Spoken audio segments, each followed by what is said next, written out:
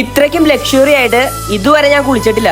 ഇനി ഇതാണോ ഈ സ്വർഗത്തിലെ കുളി? അങ്ങനെയാണെങ്കിൽ ഈ സ്വർഗത്തിലെ കുളി കുളിക്കാൻ കുറച്ചധികം കഷ്ടപ്പെടണം. കാരണം ഈ മല കണ്ടോ, ഈ മലയും കടന്ന് അതിന്റെ അപ്പുറത്തെ മലയിലാണ് ഈ സ്വർഗം സ്ഥിതി ചെയ്യുന്നത്. ഏകദേശം 1.5 കിലോമീറ്റർ മല കയറാനുണ്ട്, അതേപോലെ മല ഇറങ്ങാനുണ്ട്. അങ്ങനെ 2 മലയും കയറി ഒരു കിഡിലൻ ട്രക്കിംഗ് എക്സ്പീരിയൻസും ചെയ്ത് നമ്മൾ എത്തുന്നതുണ്ടല്ലോ ഇങ്ങനെ ഒരു വെള്ളക്കെട്ടിലോട്ടാ. ഈ പാറക്കെട്ടും കടന്ന് ഇച്ചിരി മുകളിലോട്ട് പോകണം, കുറച്ചധികം അട്ടകടി കൊള്ളണം, വീഴേണ്ടോടത്തൊക്കെ വീഴുകയും ചെയ്യണം. അങ്ങനെ ഈ പറഞ്ഞ കഷ്ടപ്പാടുകളും കഴിഞ്ഞ് ഞാൻ നേരത്തെ പറഞ്ഞ ആ സ്വർഗത്തിലേക്ക് നമ്മൾ എത്തൂട്ടോ.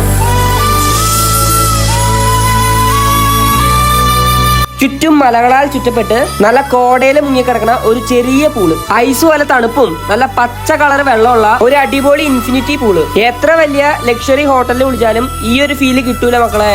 അപ്പൊ ഈ പൂളിന്റെ പേരാണ് വാഗമൺ ഇൻഫിനിറ്റി പൂൾ. അപ്പൊ സമയം കളയാണ്ട് എല്ലാവരും വന്നൊരു കുളി പാസ്സാക്കുന്നേ.